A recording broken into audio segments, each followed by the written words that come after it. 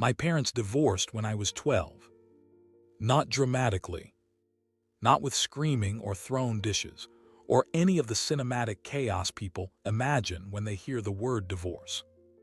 Just quietly, a conversation at the kitchen table, then separate houses, then a schedule on the refrigerator with colored markers. Mom's days in blue, dad's in green. Kids adapt. That's what everyone told us, and it turned out to be mostly true. By the time I was 16, it was just life. 2 bedrooms, 2 fridges, 2 different vibes. Mom's house smelled like candles and always had too many throw pillows. Dad's house was louder, more chaotic. He remarried when I was 15. Her name is Vanessa. And I want to be fair about Vanessa before I get into what Vanessa did. Because fairness matters. Even when you're annoyed. Vanessa is not evil. She's not a villain. She's not cruel or cold or any of the things a step-parent gets labeled in these stories. She's just deeply, committedly, almost impressively unaware of where her lane is and how fast she's driving outside of it. The first few months she was fine. Polite. Tried hard. Maybe a little too hard. The kind of hard that has an agenda underneath it. But I was 15 and willing to give grace. Then the small things started. Nothing explosive. Just small things. She started referring to Dad's house as our home in a way that included me in the possessive.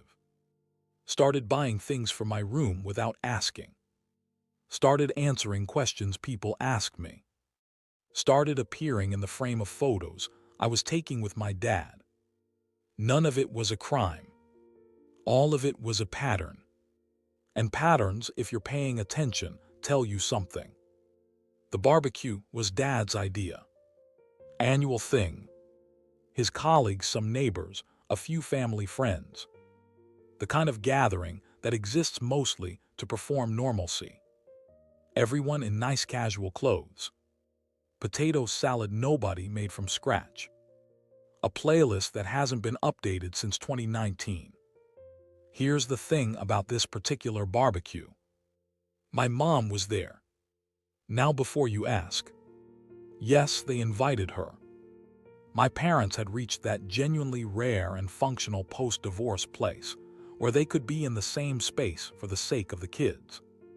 Mom came, brought her famous pasta salad, the one people actually request. She was standing near the drinks table, talking to a neighbor she knew from years back. Laughing, looking like a person who had built a good life and was comfortable in it. Which she had. Which she was. I was near the back fence with my younger brother.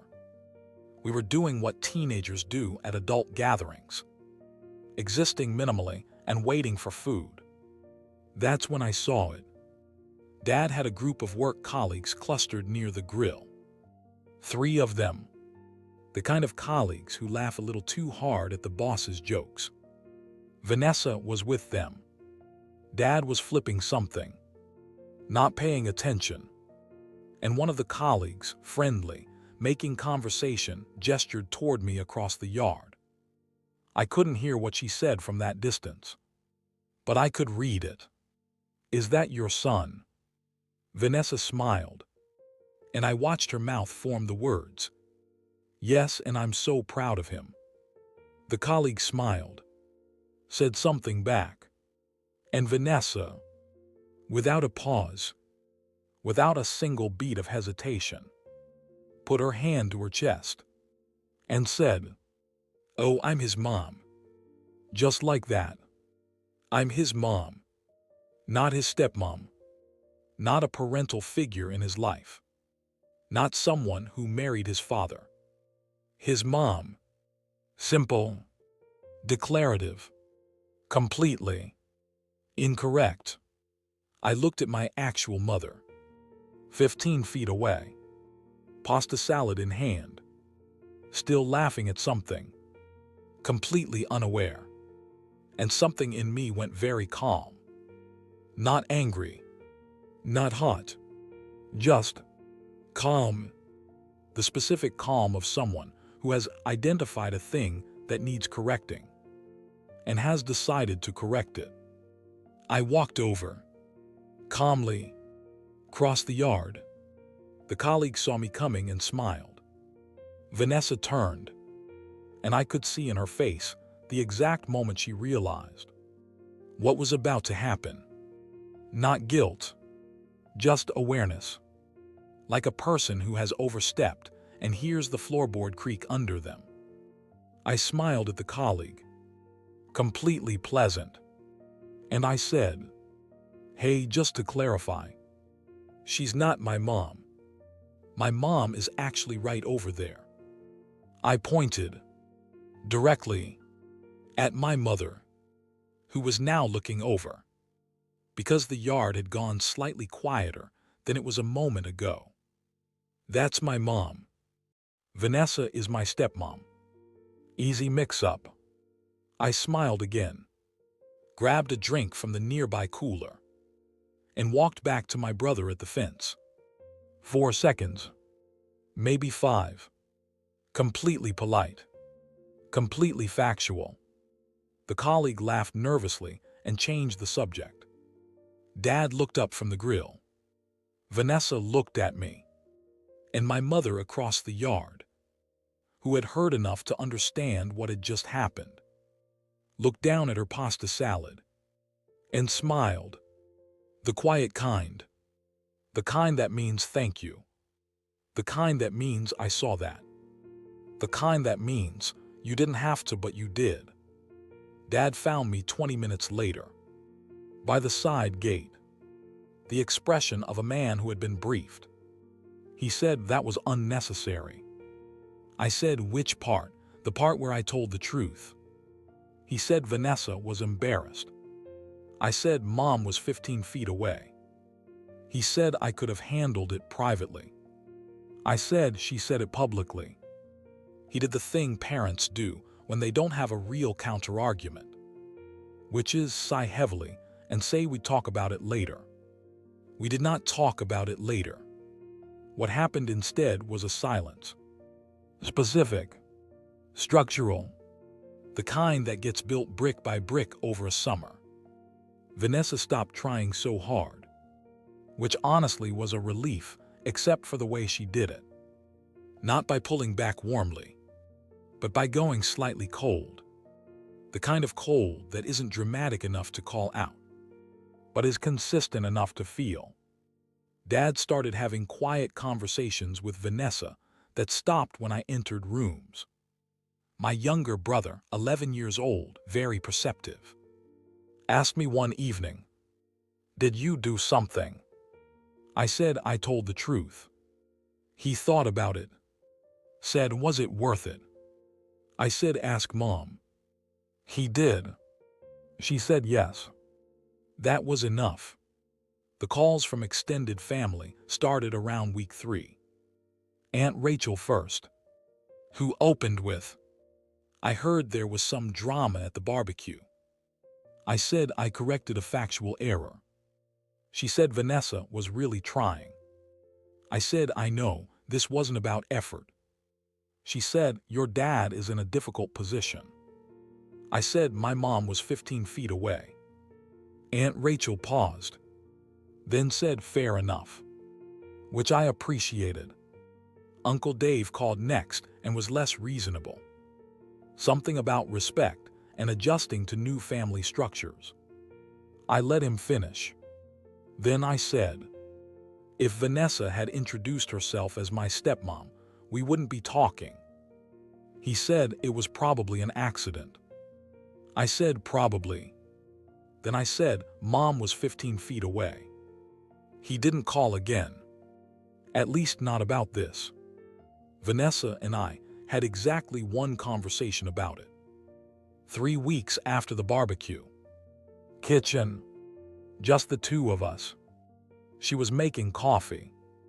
"Back to me," she said without turning around. I didn't mean anything by it. I said, I know. She said, I just think of myself as. I said, I know what you think of yourself as. But she's my mom. She raised me. She was there. Literally and in every other way. I'm not going to let that get rewritten. Not at a barbecue. Not anywhere. I'm not saying you're nothing to me. I'm saying you're not that. And those are different things. She was quiet for a while, poured her coffee, then said very quietly, "You're very protective of her." I said yes.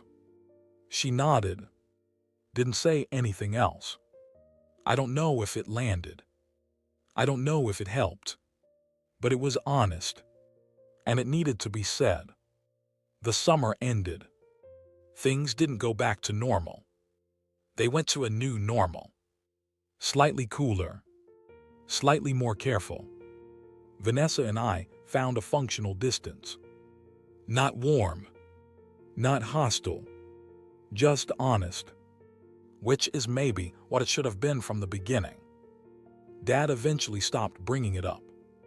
The extended family moved on to other things. My brother started using the word stepmom with a confidence that told me he'd been paying attention the whole time. And my mother, my actual mother, never once brought it up, never made it a thing, never used it as ammunition. Just continued, being exactly who she'd always been. The person who showed up, who raised us, whose name should be said correctly. Every single time. People asked me later if I regretted it, if I would have handled it differently, if the fallout was worth the moment. And my answer was always the same. What exactly was the alternative? Stand there, smile, let a woman tell strangers she's my mother, while my mother stands close enough to hear it. There's a version of me that stays quiet, keeps the peace, absorbs it. That version of me spends the rest of the summer feeling like he let something important get taken without saying a word. I don't want to be that version. Some things are small enough to let go, and some things are too important to let get rewritten.